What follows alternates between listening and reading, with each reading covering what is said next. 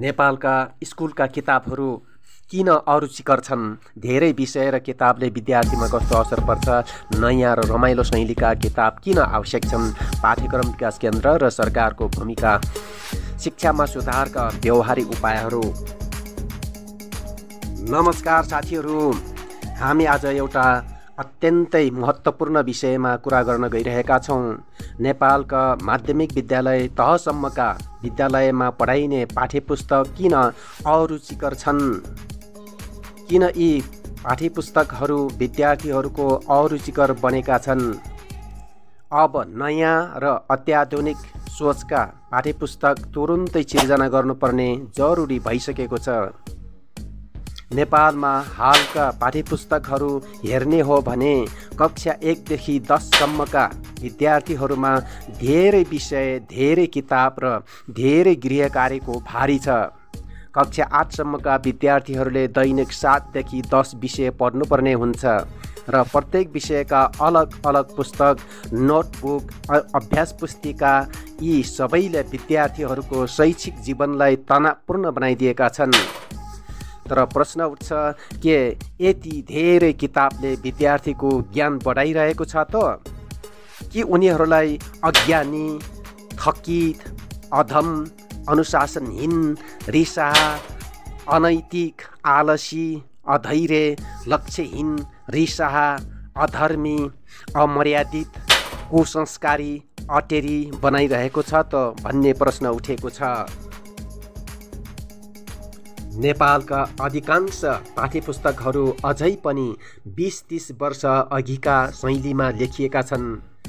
चित्रहरू कालान्तरका छन्, भाषा गम्भीर छ, कठिन छ र शिक्षण विधि रट्ने र दोहोर्याउने प्रणालीमै सीमित छ। विद्यार्थीले आफूलाई किताबमा देख्दैनन्, उनको गाउँ, संस्कार, प्रविधि वा जीवनशैली किताबमा झल्किएको देखिँदैनन्। यसैले विद्यार्थीहरू किताब पढ्दा आनन्द होइन, बोझ महसुस गर्छन्। त्यसमा पनि विश्वले डिजिटल शिक्षातर्फ अगाडि बढिरहेको बेला हाम्रा पाठ्यपुस्तक अझै कालो सेतो अक्षर र पुरानो मुद्रणमै सीमित छ। सरकार र पाठ्यक्रम विकास केन्द्रको भूमिका। नेपाल सरकार, पाठ्यक्रम विकास केन्द्र र शैक्षिक विज्ञहरूले अब एकैपटक मिलेर नयाँ ढाँचाको शैक्षिक नक्सा तयार पार्नुपर्ने आवश्यक भएको छ। किताब सिर्जना गर्दा कति पाना छ भन्दा पनि किताबले विद्यार्थीलाई कति सोच्न बाध्य बनायो, कति सोच्न प्रेरित गर्यो भन्ने प्रश्नलाई प्राथमिकता दिनुपर्छ र पुराना पुस्ताका शिक्षकहरूलाई पनि आधुनिक शिक्षण विधि र प्रविधि प्रयोग गर्ने तालिम दिन आवश्यक छ। अब समय आएको छ नेपालले नयाँ सोच, नयाँ प्रविधि र नयाँ दृष्टिकोणका साथ नयाँ पाठ्यपुस्तक निर्माण गर्ने। पहिलो कुरा, किताब कम र प्रभावकारी हुनुपर्छ, जस्तै विद्यार्थीको सृजनात्मक सोच, जिज्ञासा र आत्मविश्वास बढाओस्। दोस्रो कुरा, किताबहरूमा स्थानीय सन्दर्भ, नेपाली संस्कृति र वास्तविक जीवनका उदाहरणहरू समावेश हुनुपर्छ। तेस्रो कुरा, चित्र, इन्टरेक्टिभ सामग्री, भिडियो, लिङ्क र डिजिटल अभ्यास जस्ता अत्याधुनिक विधि अपनाइनुपर्छ। चौथो कुरा, विषयको गहिरो अध्ययन र सोच विकासमा जोड दिनुपर्छ, रटानमा होइन। धेरै किताब र विषयको कारण विद्यार्थीहरूको ध्यान विभाजित हुन्छ। तिनीहरू कुनै विषयमा गहिरो ज्ञान हासिल गर्न सक्दैनन्। अभिभावकका लागि पनि आर्थिक बोझ हुन्छ। हरेक वर्ष नयाँ किताब, नयाँ नोटबुक, नयाँ सेट। यसले ग्रामीण क्षेत्रका विद्यार्थीहरूमा शिक्षामा असमानता पनि बढाएको छ। किताब किन्ने पैसा नभएर कतिपय विद्यार्थी पढाइबाट नै टाढा भएका छन्। अब समय परिवर्तनको हो। विद्यार्थीलाई पुस्तकको बोझ होइन, ज्ञानको आनन्द चाहिएको छ।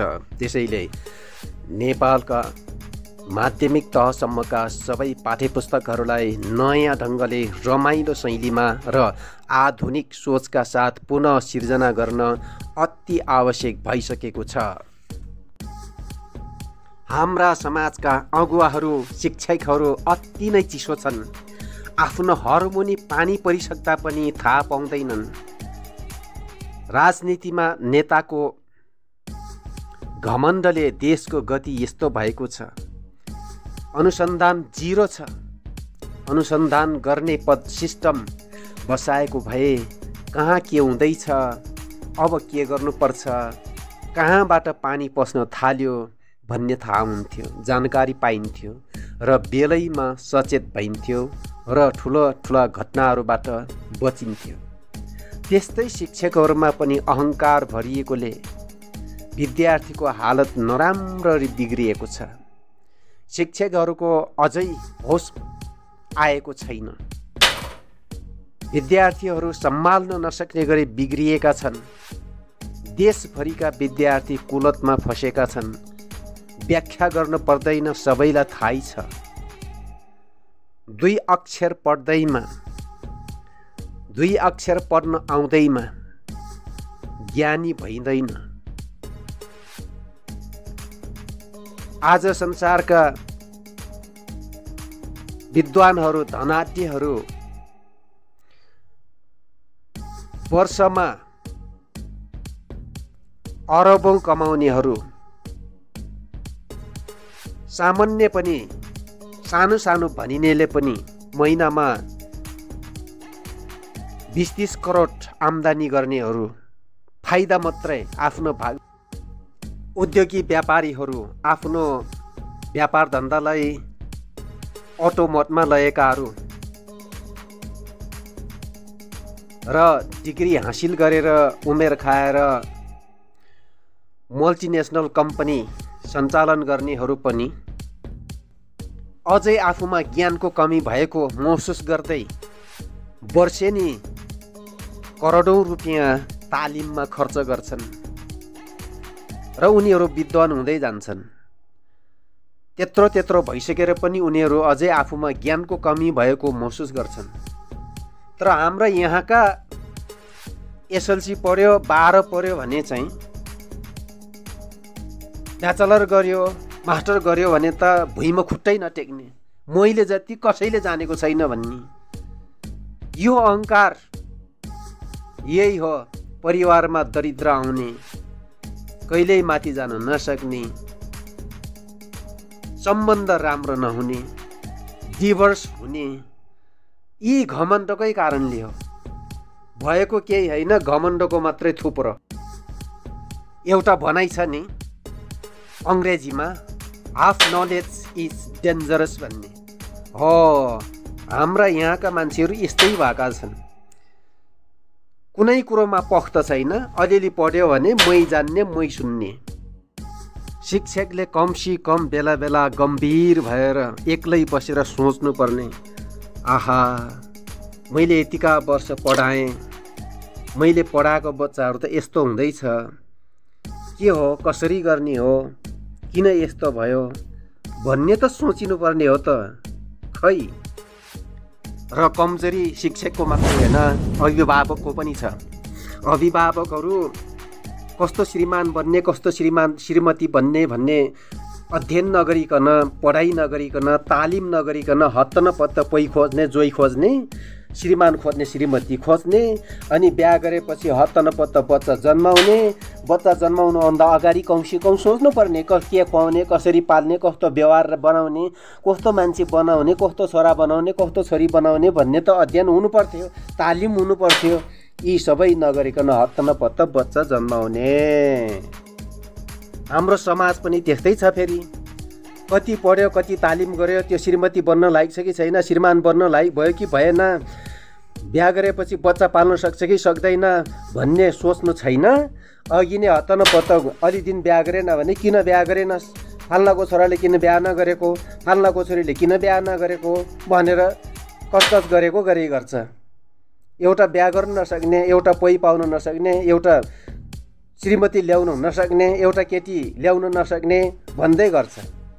ल्याइसकेर फेरि दुःख पायो भने मजाले हेरेर ताली बजाउँछ। बच्चा पाएर दुःख पाउनुपर्छ, खान लाउन नपुग्नुपर्छ, झन् रमाउँछ। यस्तो छ। विवाह गर्नुभन्दा पहिला श्रीमती बन्ने, श्रीमान बन्ने योग्य भयो कि भएन, असल श्रीमान बन्न सक्छ कि सक्दैन, असल श्रीमती बन्न सक्छ कि सक्दैन, त्यो तालिम गरे कि गरेन भन्ने बुझ्नु पर्दैन। तालिम नगरेको भए गराउनु पर्दैन। बच्चा पाल्नु सक्ने क्षमता छ कि छैन भन्ने बुझ्नु पर्दैन। बिहा गरेर घरदिन बच्चा जन्माएन भने किन बच्चा नजन्माएको अपुताली बस्ने हो भनेर भन्छ। बच्चा जन्माएर दुःख पाएपछि बल्ल ताली ठोकेर बस्छ। समाज पनि यस्तो छ हाम्रो। यस्तै हो, कुरो गऱ्यो कुरैको दुःख। अब अन्त्यतिर लागौँ। तपाईँको विचार के छ? के तपाईँलाई पनि लाग्छ हाम्रो शिक्षाको मूल समस्या पुराना किताब नै हो? तल कमेन्टमा आफ्नो मत लेख्नुहोला।